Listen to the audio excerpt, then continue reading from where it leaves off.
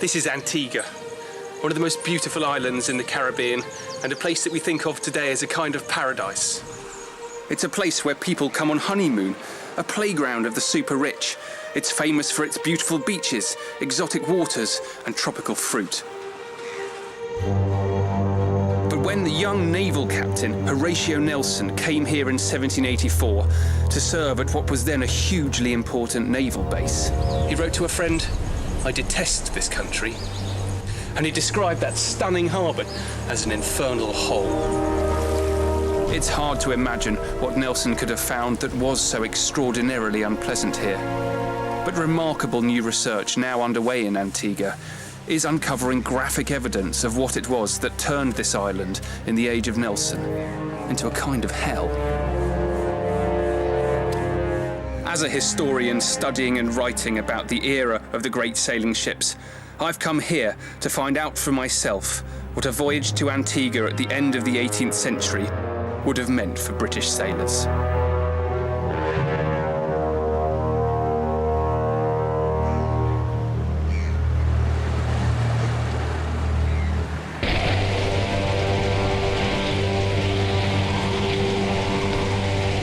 August 2010.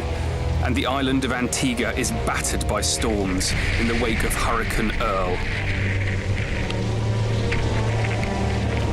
Massive rainfall sent torrents coursing down into the sea, splitting open channels and ravines in the hillsides and beaches.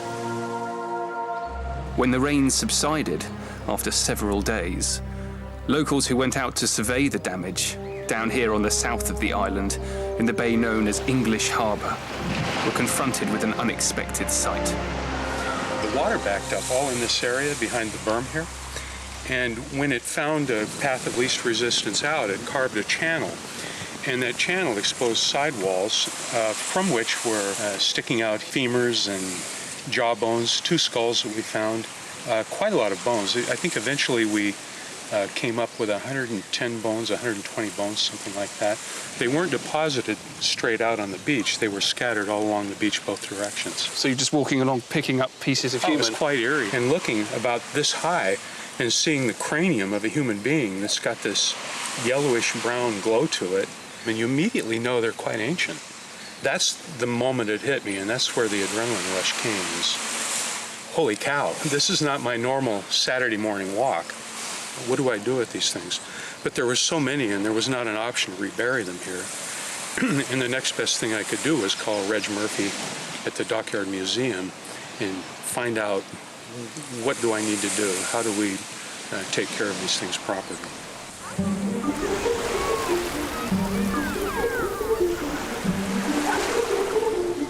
X marks the spot, and we're going to start right here.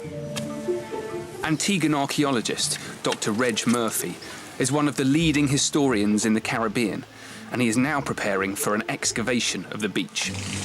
It'll be somewhere between 2 feet to 5 feet, so we can expect anything.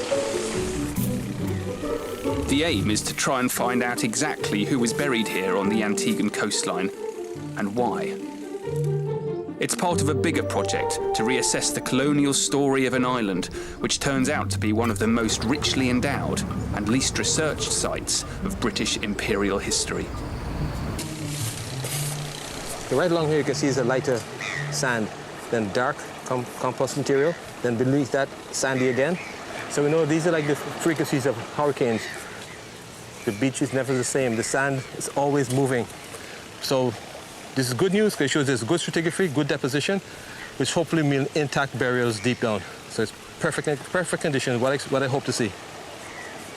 But now it's just hard work. See this top stuff up. See what's going on. Antigua was one of a string of British possessions in the Caribbean, inconveniently interrupted by the occasional French island. Through much of the 18th century, the West Indies, highly valued for their lucrative commodities, were the scene of a sequence of colonial wars as the European powers of Spain, Holland, France and Britain jostled for ownership of the islands.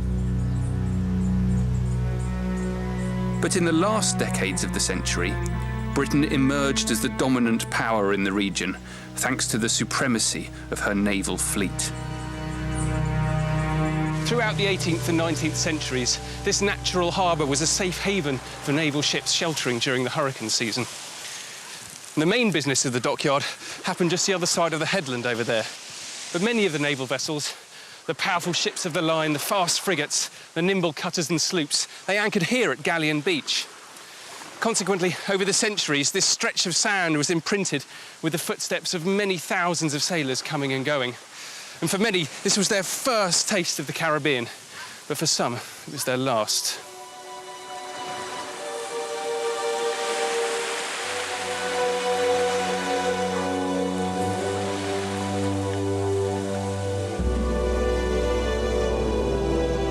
During the hurricane season, this harbour would have contained as many as 20 warships, vessels of the Royal Navy's Windward Island fleet. They sailed here from all over the empire, and their role was to protect British trade. Some of them carried a grim cargo. Dead sailors, victims of virulent and little understood tropical diseases. It seems likely that they rowed them ashore and buried them as quickly as they could here on the beach. At least, that's the theory Reg Murphy has been working on since the bones appeared after the hurricane. Okay, I've been looking for clues as to who the people on the beach could possibly be and how did they come to be on that beach. So, and this is by William Brazen, and this is the dockyard in 1754, just when they're completing the expansion of the naval yard to the west side where we are now. But the interesting point is, this is the beach where we're excavating, Freeman's Bay.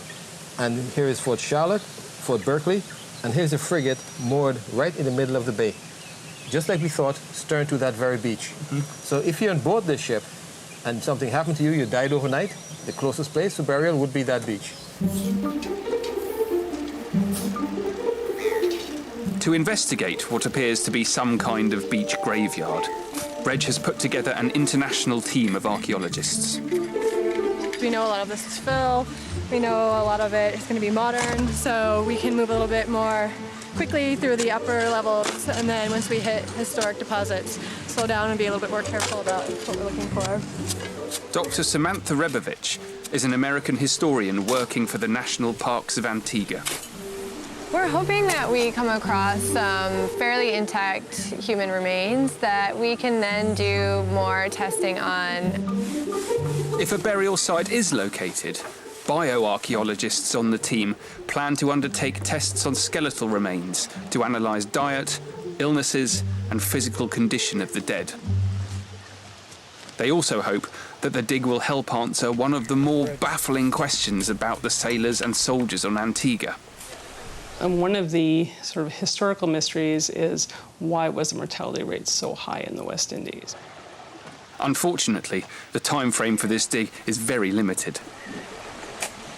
In an ideal world, you would have as much time in the world to do archaeology, but We're moving a bit quickly with this excavation for several reasons. we are technically in hurricane season, so there's always that idea in the back of our head that we want to get in and get out. You always want to move a little bit faster also when you're dealing with human remains because you don't want to leave them exposed for very long. So it is a bit of a trade-off in terms of how meticulous we can be, but at the same time, we're always very careful. So what were Britain and her navy doing in Antigua? This is what it was all about. A fashionable and addictive stimulant at the very heart of the British and European economies. Sugar. The island was colonised by the English in 1632, and over the next 50 years, sugar was gradually established as the dominant and determining feature of the island's life, landscape, economy and culture. Antigua was an important part of the British Caribbean, producing sugar for metropolitan consumption back in Britain. That sugar was produced on large plantations, and those plantations employed the labour of enslaved people imported from Africa. Caribbean sugar was a major provider of revenue, both for the British and also the French exchequer. In fact, the largest French colony in the West Indies, Haiti, then known as Saint-Domingue, produced more sugar than all the British islands put together. Sugar was a principal source of commercial and military rivalry between the two countries. And when France threatened the British West Indies during the American War of Independence, Britain immediately redeployed troops to the Caribbean, preferring to sacrifice America than lose control of her sugar islands. It's no surprise that only a few years after the end of that war, Nelson found himself patrolling the Caribbean with a fleet of warships. It's so easy to think of Nelson only in terms of his great naval battles, the victories of the Napoleonic Wars at the Nile, Copenhagen and Trafalgar. But like so many of the sailors of his era, Nelson spent much of his life and the formative years of his career in the Caribbean. Nelson was very familiar with the West Indies and the Caribbean. His first voyage at the age of 13 was on a merchant ship which went to the West Indies. And he spent most of the War of American Independence in the West Indies and on the North American station based basically in Jamaica. He saw his first real fighting in the West Indies, in Central America. And he had his first commands in the West Indies. He commanded 2 frigates and a brig during the American War of Independence in the West Indies. So this was an area he knew very well. On the 28th of July 1784, at the age of 28, Captain Nelson sailed the Boreas into English Harbour, where he spent 4 long hurricane seasons. English Harbour in the age of Nelson was far more than just a safe haven for passing ships. It was the industrial epicentre of British naval power in the Caribbean. Over there in the dockyard, there were furnaces for smelting iron and boiling tar, and the air would have been thick with burning sulphur, brimstone, used to cleanse the inside of filthy ships. The water would have been disgusting. The waste from all of the industrial processes was just thrown into the sea. And we know from archaeological excavation over where the ships were at anchor that the seabed is literally feet thick with rubbish. And the sailors simply threw overboard everything that they didn't need.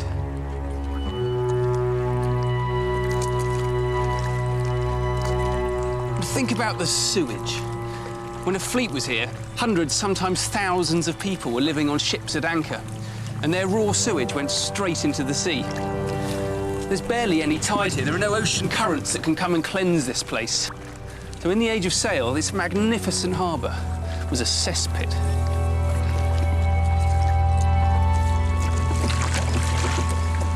And the ships themselves were desperately unhealthy places, with so many people crammed into such a confined space. And out here on the water, it's also incredibly hot. It's a bit like being in the crater of a volcano, and these hills stifle the wind. Life on those ships must have been unbearable.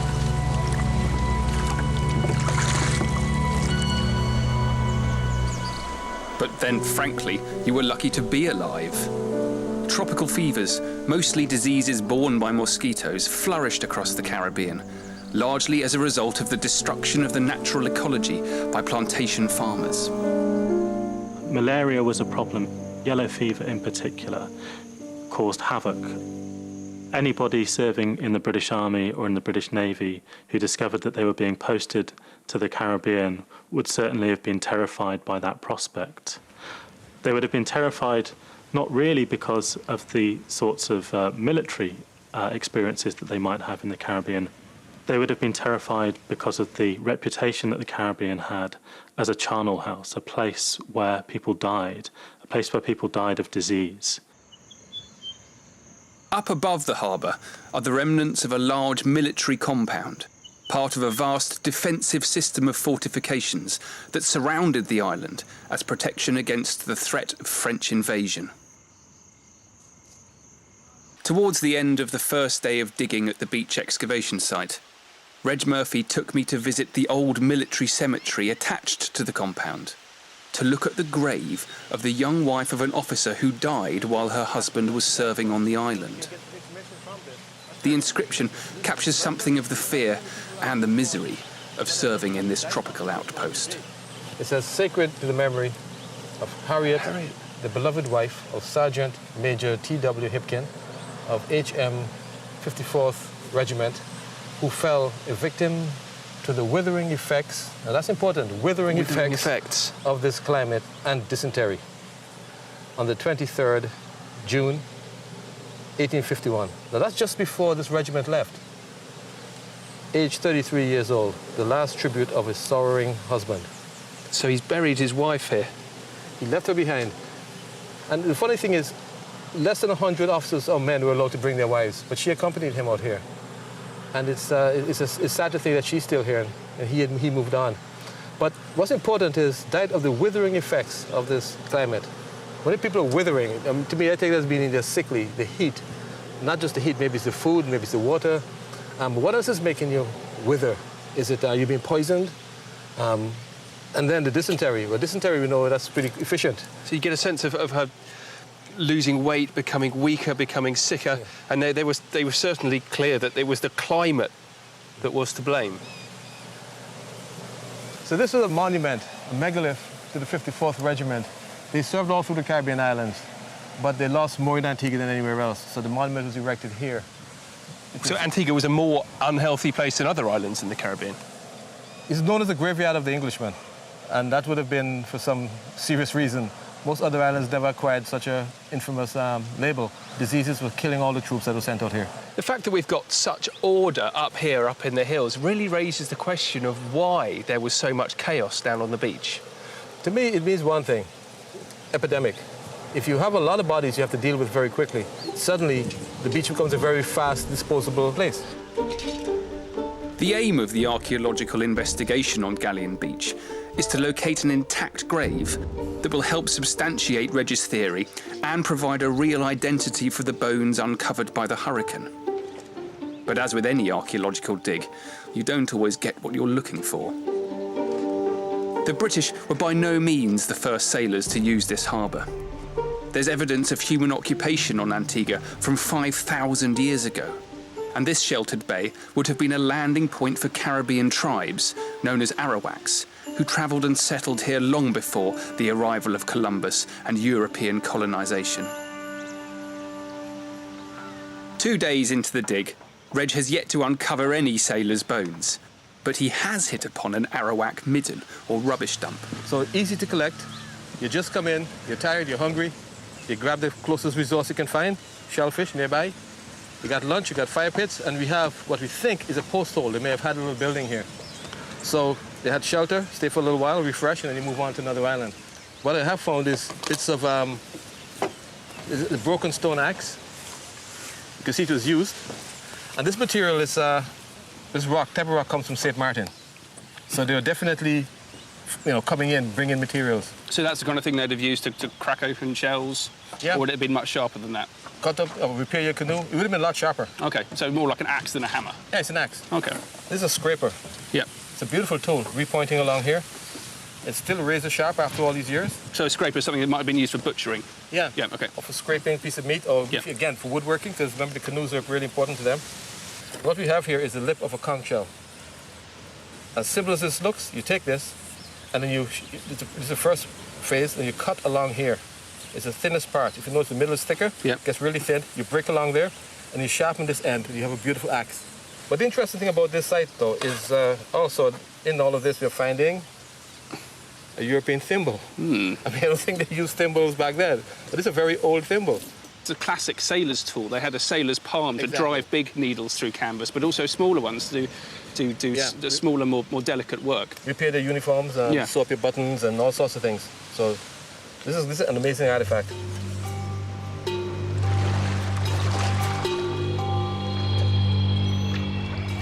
It may seem like an innocuous clue, but for me that thimble immediately takes you on board one of those frigates lying out in the bay. A tiny thimble might seem like a strange object to associate with a sailor on a massive warship. Yes, ships like these were built for war. The hulls 3 feet thick to protect the sailors from enemy shot and bristling with cannon. But they were also the sailors' home.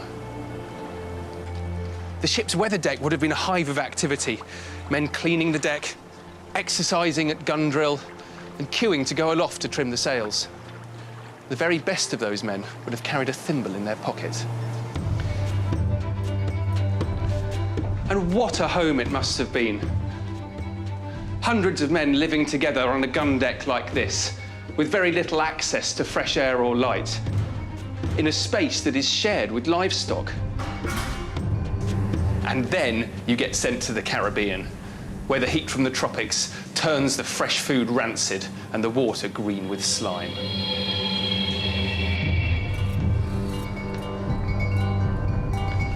The further forward you come in a ship, the more cramped and dark it becomes. But it's up here, beyond the hammocks, underneath the forecastle, where a sailor might find a little space for himself in a gap between watches to write a letter home or to mend his tattered clothes, perhaps with a tiny copper thimble. After months of living in these conditions, you can just imagine how desperate people would have been to get off their ship and feel dry land beneath their feet. However, shore leave was a rare commodity. Desertion was extremely common, so most sailors who arrived in English harbour would hardly ever have left their ship except under strict controls, unless, of course, they were sick or dead.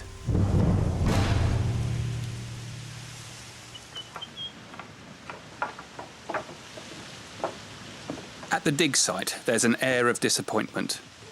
Reggie's excavation, although full of interesting prehistoric artefacts, failed to unearth any of the hoped-for sailors' remains. However, right at the end of the day, there have been some significant developments in the second trench. Fragments of a body are beginning to emerge. Professor Tamara Varney from Lakehead University, Ontario, is one of the senior archaeologists on the dig. How have you been getting on? Good. We're just packing up for the day, and so we've backfilled a little bit of the site of the unit so that there's not bones going to be unprotected overnight. And so what we found in this corner is we found a foot, and it's in very bad shape. So we've just had a very light cover over it. And what's under the mysterious yellow tray? This is a very scientific hiding device, which hides this very poorly preserved skull. Wow. Here. And this is probably not related to that leg bone there. Because it's on a different layer, is that how you work that out? Yeah. And what we have removed from there, though, because we don't want them to go missing because they're so exciting, are some buttons that Paula found. These two buttons, the first one that we found was found in the screening of some of the sand we removed from the site. And the second one we found up against the shin bone. And they are very exciting. They're lovely buttons. The back is brass, and the front is has some mother of pearl inlay. So that suggests maybe quite a high-status burial? It could suggest that this individual that they were found with was of higher rank than some of the other sailors. Yeah, what's really exciting about these buttons is that they are a little more ornate than the buttons we've typically found at military sites in the past. And with this mother of pearl inlay, it's just a lot more elaborate than a plain homemade bone button or shell button, which were typically found on sort of undergarments or pants and shirts. And so that leads us to believe that there's somebody of probably higher rank than the other sailors that we've uncovered at this site and at a nearby Royal Navy Hospital cemetery. So who did these buttons belong to? They're not from a naval uniform. Perhaps they belonged to a gentleman passenger. Perhaps a planter off to visit his estate. What's remarkable is that so much of the landscape and buildings that their owner would have seen if he had made it on shore alive are still being used today, just as they would have been 250 years ago. One extraordinary relic from the 18th century that's still beautifully preserved is this enormous water collecting tank. There are no rivers or lakes on Antigua. All of the fresh water they use to drink, to cook, to clean had to come from the sky. Water pours down this slope into vast collection chambers underneath. And sailors would then roll their barrels up here and fill them up and take them back to the ships. But what's really remarkable is the graffiti that survives on the surrounding walls. It's a magnificent resource because handwriting is so personal. You get a real sense of the people who are here. Here we've got John Webb, who's chosen to carve his name deep using very straight lines and a very clear O there. Further up, we've got James Gates, who's used a much more cursive hand. The ship Roebuck here, another date, 1743 here. E.G. 1740. Down here, IDWH in 1748. It's almost like what you would do on the walls in a prison. These men are putting their marks here. They're saying that they've been here. They're saying that they've endured. They're saying that they've survived.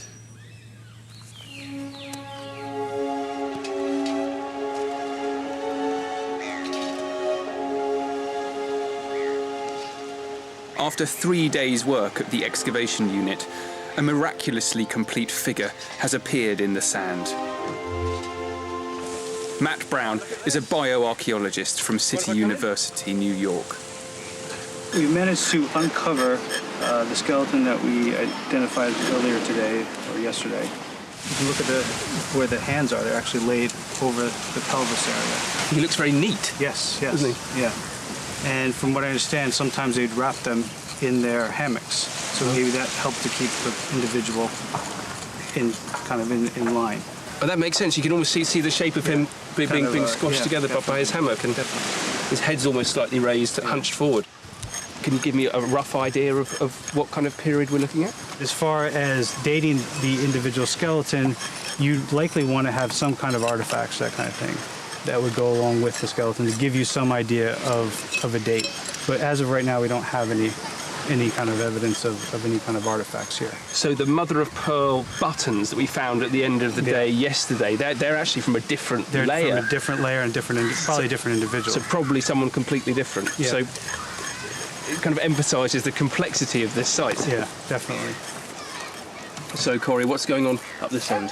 So what we are doing is we're just starting to uncover a part of the mandible here. You can see it's just the teeth, which are still intact in some areas right here. So it's incredibly vivid, isn't it? When the teeth emerge, it makes it so much more human almost. Absolutely, and you can just see right away that there's a bit of dental wear on it, so you can see from normal use. So it's really nice to see that we have something there that can be added to all the other ways of which you can age, or at least use different age composites to look at.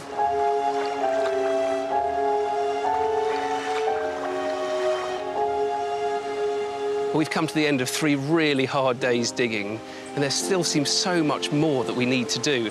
And as always with archaeology, there's a limited time frame within which to do it.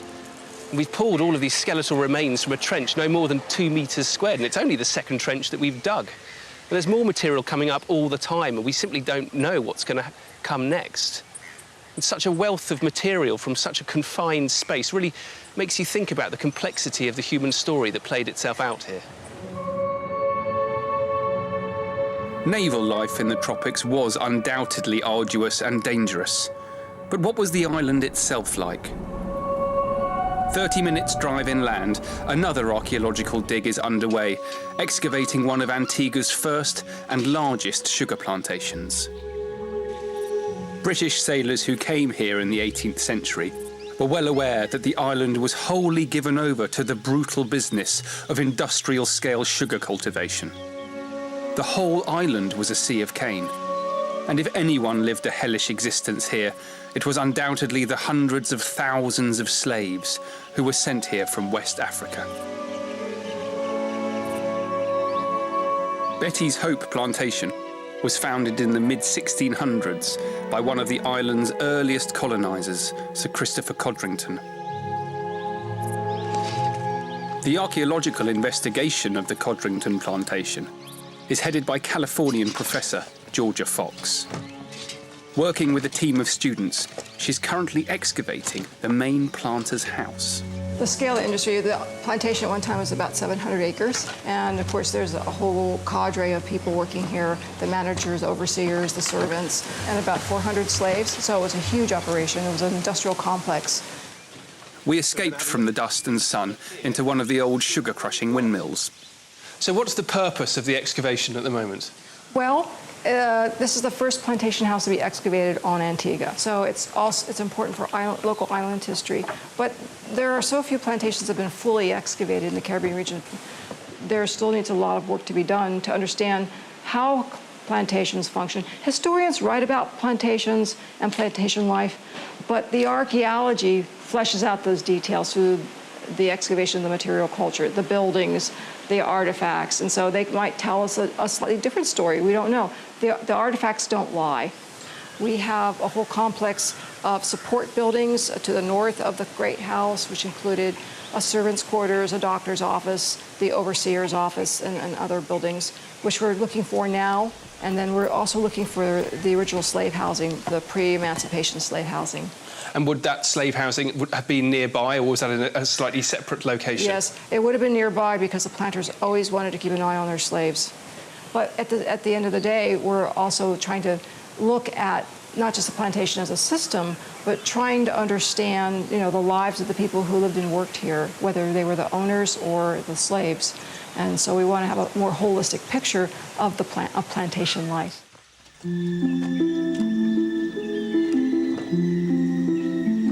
Central to the work at Betty's Hope is a search for more detailed archaeological information about slave life. A few shards of rough slave pottery have been unearthed, but there is precious little solid evidence of their homes, culture, or experiences.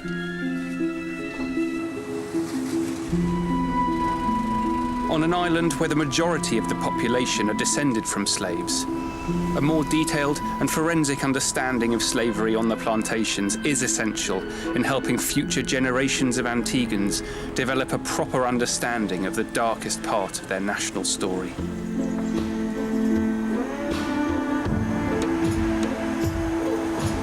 We've just had a phone call from the guys excavating down on the beach, and they've started to uncover another skeleton in the same trench.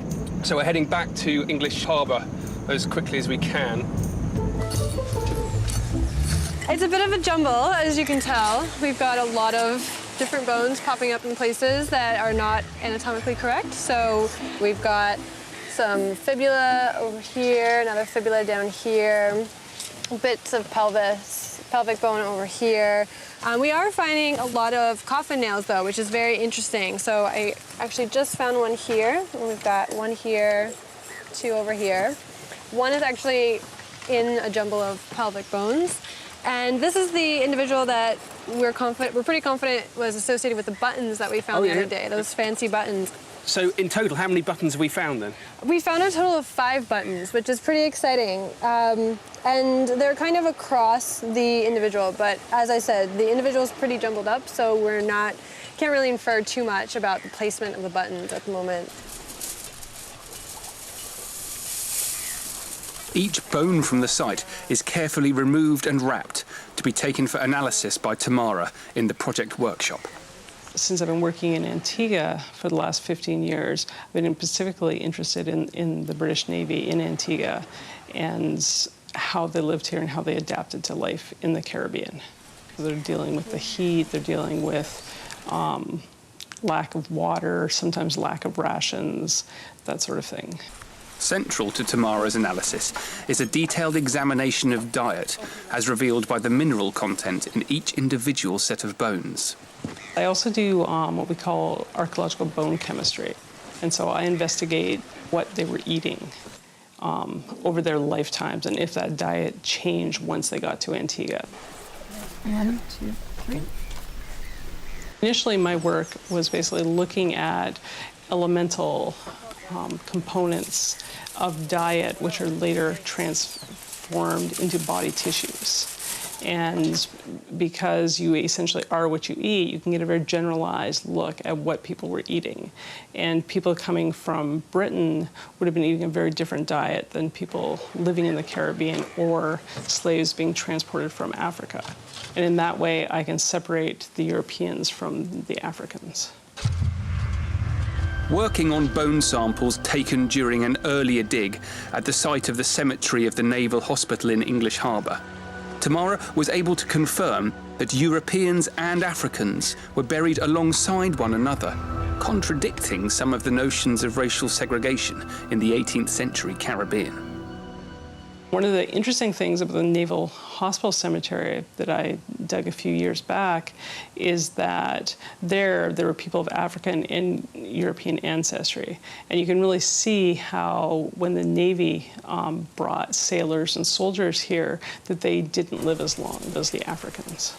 It's astonishing how young many of the sailors and soldiers are when we estimate their age at death from their bones.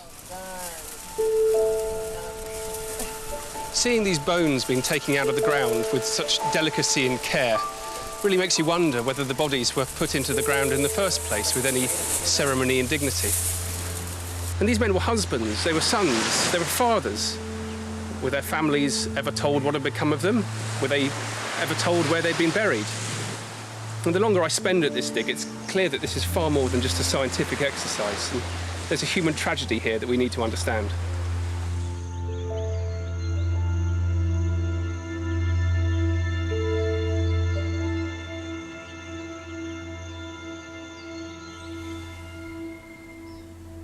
The first skeleton from the dig has now been laid out in Tamara's workshop for preliminary analysis.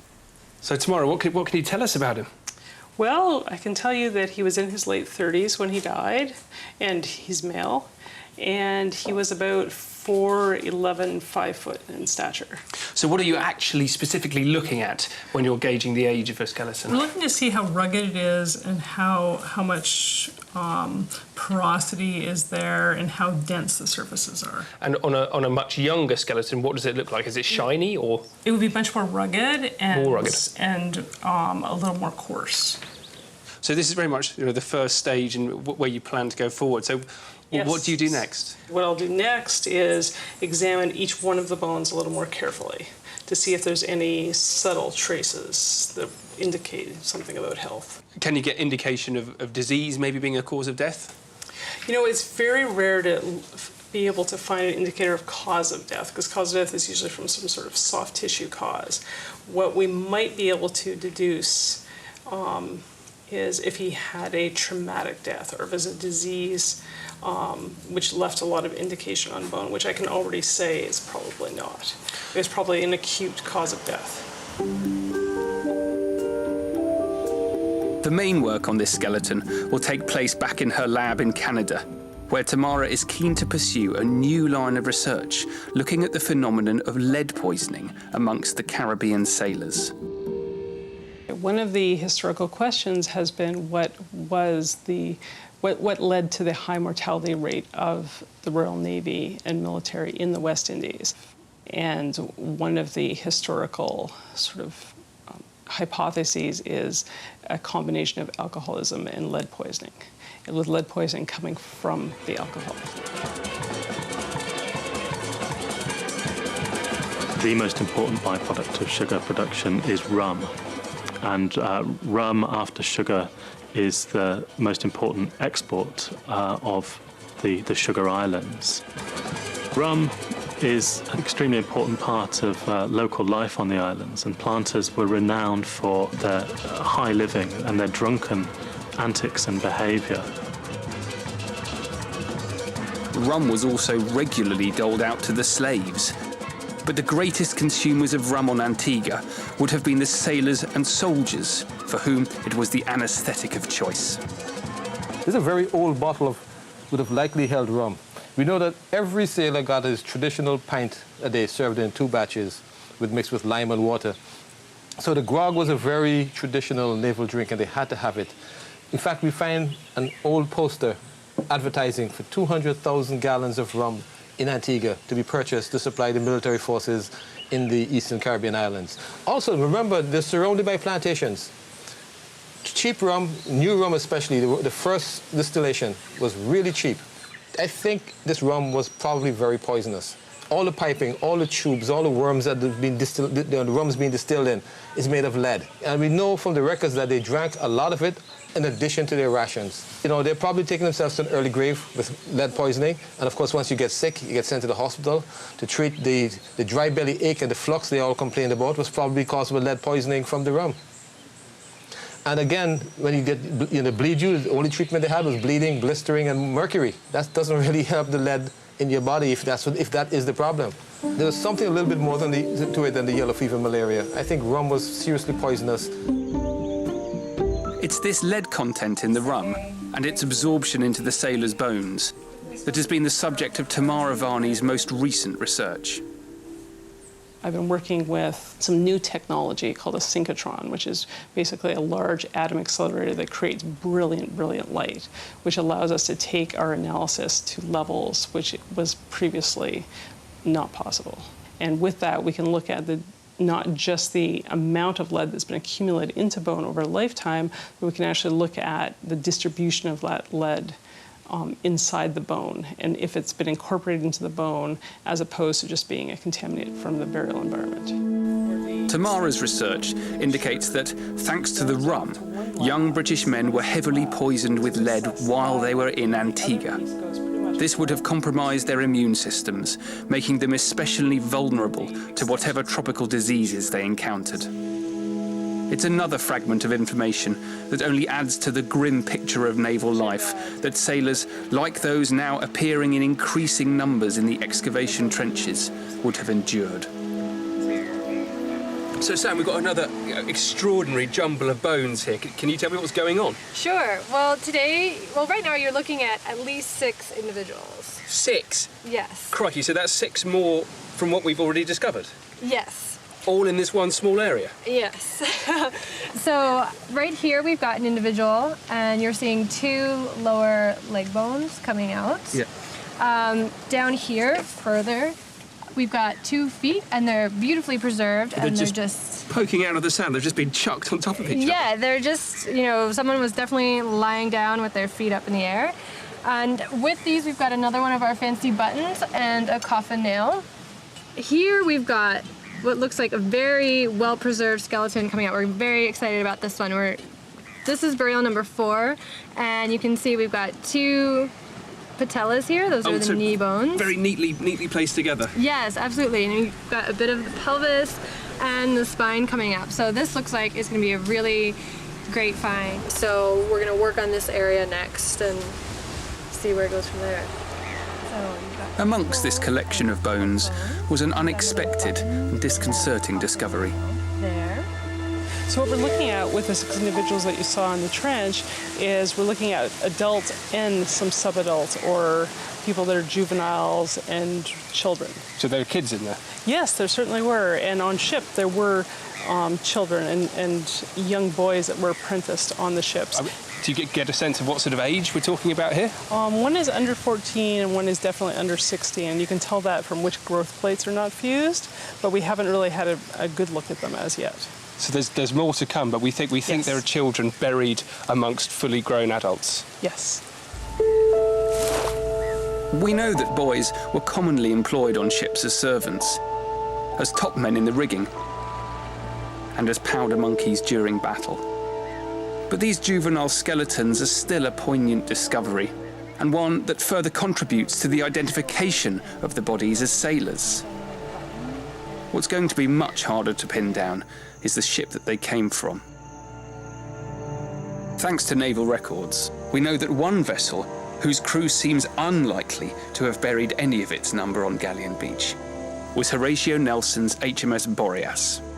Nelson did actually quite well during this 3 or 4 years in the Boreas. He suffered very few casualties through fevers, and scurvy wasn't a problem for him, because being in one of the upsides of being in port so often was, of course, you did have ready access to fresh provisions, water, fruit, vegetables, these sort of things, which became much more problematic when you were on deep sea journeys.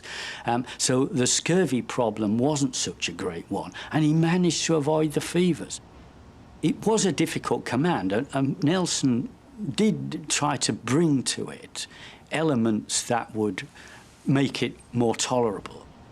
One of the things he used to persuade sailors to do was to involve themselves in amateur dramatics. They used to devise plays. They used to dress up and perform these plays, and Nelson and the officers would go and watch them. And it was interesting to see men capering about in women's dresses and going through this type of performance. He also encouraged dancing and juggling and various other activities. The main reason for the health of Nelson's crew was probably not the dancing, but the relative peace in the Caribbean in the mid-1780s. The worst outbreaks of disease occurred during times of war, and it was during the years immediately after Nelson was in Antigua, in the 1790s, that the island witnessed the most intense period of militarization. Thanks to Britain's war with revolutionary France, Antigua became the most heavily fortified island in the region, and a garrison for up to 5,000 troops. The arrival of large numbers of Europeans into Caribbean port towns, which is exactly what happens when you get battalions of troops arriving from Europe. Europeans without any previous exposure to yellow fever, who've built up no immunity to tropical fevers, all arriving at one time in one place, create the perfect conditions for fever to tear through their ranks. And this is exactly what happened in the early 1790s. The revolution in France created turmoil in her colonies in the Caribbean, and France's largest and most lucrative possession, Saint-Domingue, witnessed a violent and successful slave-led revolution. French and British troops poured into the Caribbean as the conflict spread, although many of them never made it into battle. By far the majority of the ensuing casualties were caused by tropical fever.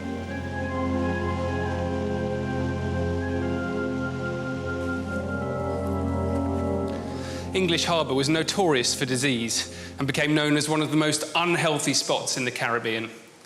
But it's likely that many of the sailors buried on Galleon Beach were dead before they even arrived in Antigua.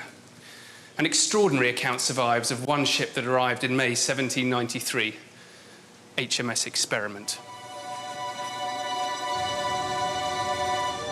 HMS Experiment was a warship that had recently visited the port of St. George in Grenada. During her stay there, she appears to have been infected by a ship newly arrived from West Africa with a virulent strain of yellow fever known as Boulam fever. Shortly after contagion, the Experiment was instructed by the Admiralty to assume duties patrolling the waters around St. Kitts and Antigua. I managed to track down the naval documents relating to HMS Experiment.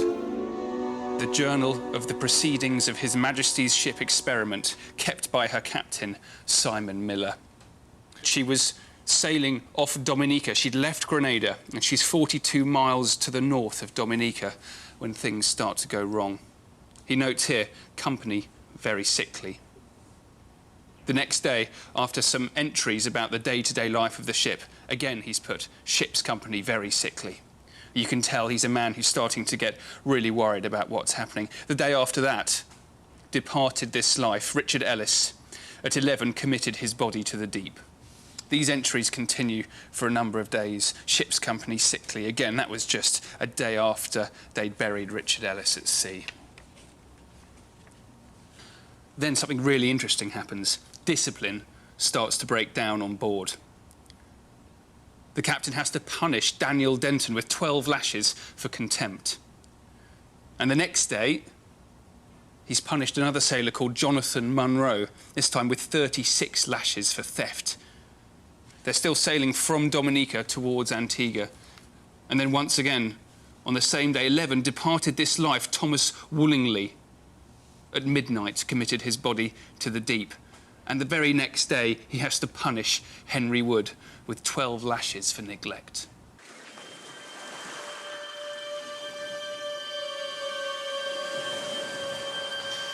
By the time the Experiment arrived at the mouth of English Harbour, she was like a ghost ship. the few surviving men on board her, incapable of bringing her in. One of the defensive strengths of this harbour is the narrowness of the inlet, but it made the whole process of actually getting in incredibly difficult for these massive and cumbersome sailing warships. To help them, they'd run lines ashore and wrap them around strong points like this. It's a cannon sunk into the stone. Now, this was far beyond anything that the crew of the Experiment could cope with, so they made a signal for assistance. And a crew from the frigate Sol Bay rowed out to help. It was an act of suicide. Every single member of that rescue party was infected and died. The muster books of the Experiment and the Sol Bay, the lists of men on board, paint a vivid picture of the rapid demise of the ship's crews. Richard Warren, discharged dead. Charles Norburn, discharged dead.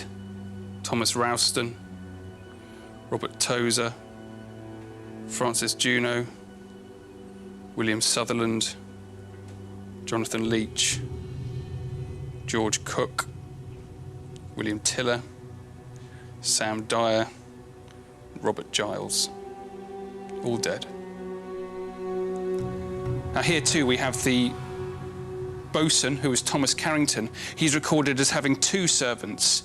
So these would have been 2 boys learning the trade of the boatswain. Jonathan Burnett, discharged dead on the 21st of October. And another boatswain's servant, David Richards. He died on exactly the same day. It just makes you wonder if these are the boys that are buried on Galleon Beach. We'll never know exactly who the bones now being excavated belonged to, but over 200 sailors from the Experiment, the Sol Bay and other infected ships died in the Boulam fever epidemic in English Harbour towards the end of 1793. And it's more than likely that the bodies of Francis Juno, Robert Tozer, Richard Warren, Jonathan Burnett, and all the others were hurriedly disposed of here on the sand dunes. The full extent of this beach burial site, however, is unclear, and for now it will have to remain a subject for speculation, as this dig is now beginning to wind up. Yesterday we found those 2 perfect feet just sticking out of the sand. Yeah. What happened to them? But we decided, based on the amount of time we have left for this dig, that it's better to leave this individual in situ or in place, because we actually found that this individual extended further, and we'd actually have to cut this all the way back to remove, or to expose it at least. So when we leave this trench, there's still going to be more archaeological material left? Yeah, there's still going to be individuals here. And it's better that way, that you don't want to take individuals out if you don't have, the space or the time to actually do the analysis. But do you think we've recovered sufficient material to be able to tell this story adequately well? I think depending on the analyses that are going to be run, as far as sailors, you have a large span or a large range of individuals on these boats coming in. If they are dying of disease, it's not just affecting older individuals, it's affecting all age groups. Time has run out for the archaeologists. They're leaving at least 2 unexcavated skeletons in the ground, and they are now pretty confident that there are many more, perhaps hundreds of bodies buried in this sand dune. For the benefit of future archaeologists returning to this fascinating site, the team are leaving a message behind, a simple clue that this small patch has already been dug.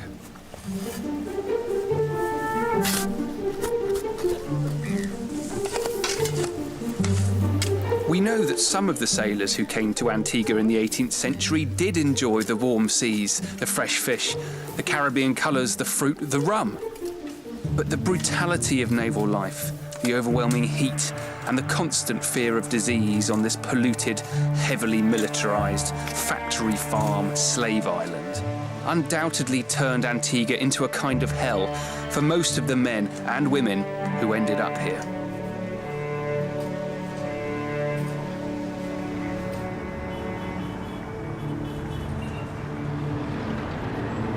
But what about Nelson? He had no qualms about the business of the island. As a senior officer, his comforts and living conditions were far easier than they were for his crew. He didn't suffer from sickness until the end of his Caribbean posting. So what made him quite so miserable in English Harbour? The answer was boredom, frustration, and a girl called Mary Moutray. English Harbour was a tiny settlement, but the resident British Commodore, Sir John Moutray, had an attractive wife 30 years his junior.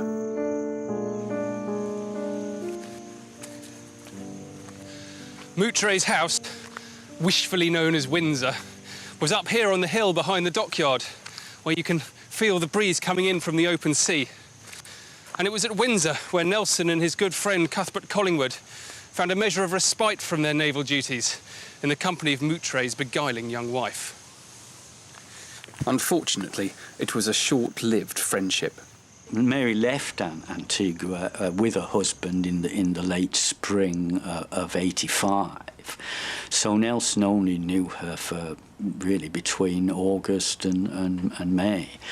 But it actually almost destroyed him. He talks in his letters about her being the most amiable person that he had ever known. He was absolutely lost.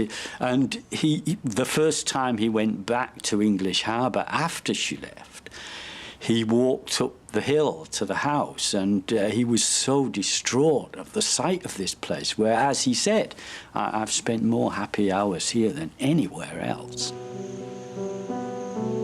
He wrote to his brother, "This country appears now intolerable, my dear friend being absent. It is barren indeed. English Harbour I hate the sight of." Given Nelson's feelings about this place, it's ironic that the dockyard at English Harbour is now universally known as Nelson's Dockyard. But I think it's an important reminder of the historical significance of this site. So if you think about the bigger picture, I mean, how important is the work that you guys are doing for Antigua? Antigua was, for example, at one point in time on the frontier of the empire. This is where they had to come and protect the resources here. It was valuable because of the sugar.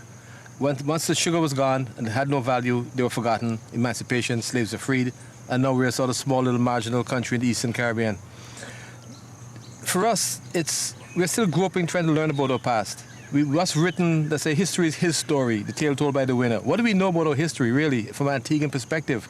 If we go back to the history books, who wrote our history? There are no Antiguan, no sort of official historians here. So we sort of pick up all these accounts from written all over the world.